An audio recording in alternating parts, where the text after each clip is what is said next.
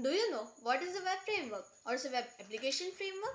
Basically, it is a software framework that is designed to support the development of web applications, including web services, web resources, and web APIs.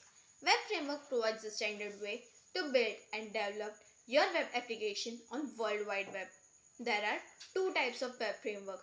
One, client-side framework, which is also known as front-end development framework, used for managing user interface. Another, backend development framework, which is also known as server-side framework, which is used for smooth functioning of your website. Some of the top front-end development frameworks are Bootstrap, React, Vue, Angular, and Sweat. And some of the top backend development frameworks are Django, Ruby on Rails, Laravel, Node.js, and Express.